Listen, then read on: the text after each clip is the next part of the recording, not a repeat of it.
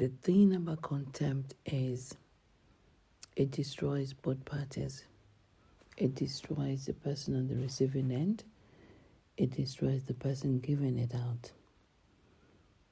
We normally think only of the person on the receiving end. We feel for them.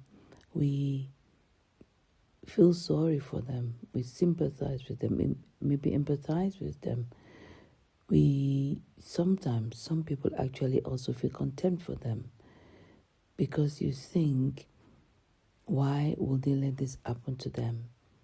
We haven't walked in their shoes to understand what's going on, but because you're not in that situation, there's a superiority feeling that you're better than this person. So that is the cycle is starting again.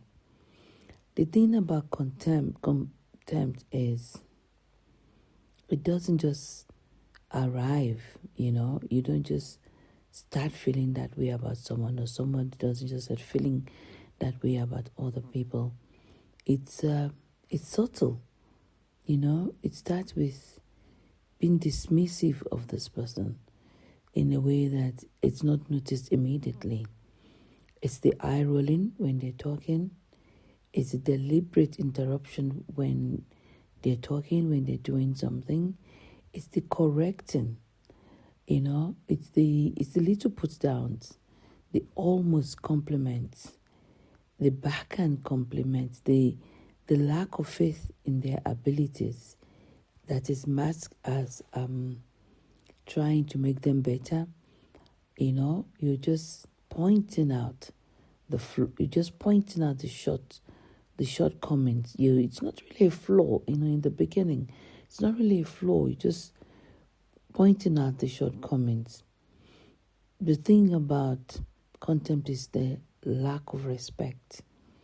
By the time it gets to that point, a whole lot has happened that even the person on the receiving end did not even realize what was going on. By the time it gets to total lack of respect, you find that the person on the receiving end is not physically, and sometimes you can even see that they're drained, but mostly it's the lack of confidence in themselves. They begin to not voice their opinion. They double check everything that they do. They second guess themselves. Even at jobs that they could do with their eyes closed, they begin to second guess themselves. By the time the total lack of respect gets there, you find that they are believing this lie that this other person has been giving out. The thing about respect is the person also giving it out is also affected. How? You don't just see someone, or maybe I should start with saying first, the thing with contempt is it's not just a couple's issue. I think sometimes we just put our head there and we think that's it. But it's not just about couples. It can be anybody. It can be within the family, parents to children, siblings amongst themselves.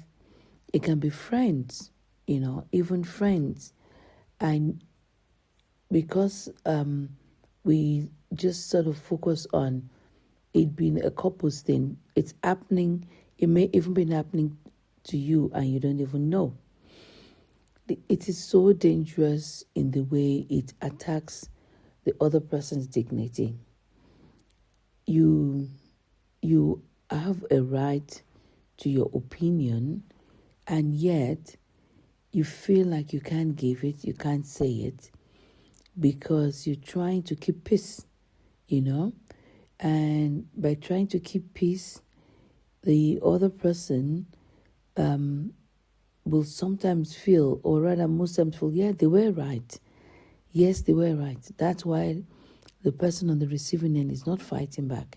Yes, they were right. That's why the other person is doing what they've been told. The thing about contempt is that when it is directed at a particular person for so long, even they begin to look for, if that's the word, or maybe they begin to lose value even in themselves. They begin to think over all these conversations, what they said or what they didn't say. In the private time, they go through scenarios in their mind of how a conversation is going to happen if they should bring so up. And yet they're afraid to speak out. How will I put it now? Whatever shortfall, because I think there's a shortfall on the side of the person giving out this. There is something that triggered this feeling. There must have been a kind of relationship. I mean, I can't just sneer at someone. Let me use myself personally. I can't just be dismissive of someone. Okay, so there are exceptions. You know what I'm talking about.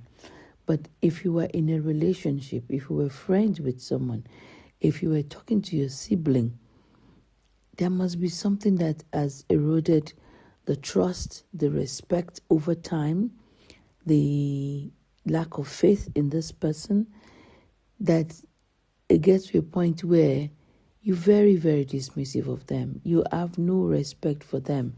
You don't care about their dignity. And for whatever reason, this other person is still there. And I think that is what I don't get about it. Because it's like you're staying so that you can be abused, verbally, but you can be abused regularly. You don't find any worth, there is no self-worth in yourself. This other person also doesn't think you're worth, something, and it's draining. And I think it must be draining for the person also on the other side, because to every day, all the time, when I say that, obviously I don't mean 24/7, but to continually belittle someone else, to continually find fault with them, to continually correct them, to speak negative words and I put this in inverted commas, helping them to be better. It takes away something from the soul of the person on the receiving end. Mocking, sneering, being dismissive, it takes away. Because what you're saying, contempt is you're thinking about the person and you're saying, I don't like who you are. Not, I don't like what you did. If you're angry with someone, you're upset with them. It's not you, it's just, I don't like what you did. But when it comes to contempt, you're actually saying, I don't like who you are. I don't value you. I don't want to see you. I don't want to be around you. It's draining. I think of the fact that before you get there, you have loved this person, you have liked this person, you respected this person, and something happens and there's a switch. Maybe they're not at the same standard that you hold there, which is good. Everybody should have standards. But for some reason, they are not meeting up to your standard. And you're seeing them in a different light now. And because of that, you just find it difficult to show them respect. So everybody suffers. I believe, I might be wrong, but I think the person dishing this content out, is they suffer the loss of a friendship. They suffer the loss of conversation, truthful conversation. They suffer from how do I put it now? They are also is it suffering is the word that I want? But for you to be able to do that constantly, you got to hold that thing in there.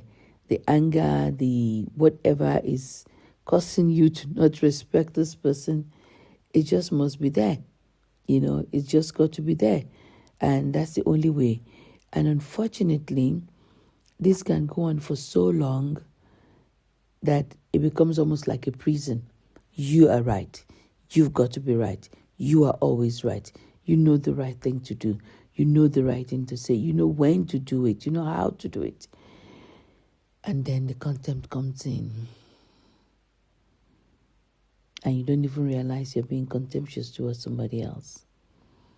You just think you're telling them what they need to hear, what they need to do. So I think both sides suffer. I think both sides, one side definitely is disrespected, and the other side may also feel that they're being disrespected because in their superior knowledge, they're not getting the kind of admiration or respect that they think they deserve, and they've got to take it out on this little person in court. How do we get away from this? Or how do we come back from this, should I say? I was going to say you need to find your way back to finding yourself. But I'm not sure if it's about finding yourself. But I don't know how to explain it. It's to will it be finding yourself? It's to, once the realization is there, this person has no respect for me. This person doesn't think I'm worth much. At one point, you need to not believe that lie. I saw something on someone's status the other day, and for the life of me, I can't remember. But that was it. Our self-worth, my self-worth, cannot come from what somebody else thinks about me. Our self-worth cannot be determined or should not be determined by others' feelings, by others' thoughts about us. We should be confident in our abilities, in the things that we do, in our opinions. We should be able to stand by our opinions. We should have our opinions. We're adults. We should have opinions. And we just need to find that again. Find the courage to speak up. Find the courage, to take back your life. Even though your life might not be in danger, but it might not be in physical danger. But the thing is, if the verbal assault is regular, is daily, it affects your emotions, it affects your sanity, and you need to be sane. You need, for your own self and nobody else, you need to find that worth of who you are. You need to know that in this thing that you're going back or going forward to, it's not about showing up for anybody else. It's not about showing off to anybody else. It's about being there for yourself. It's about being healthy for yourself, in your mind, in your body, in your soul, to be good to yourself. To be good to yourself.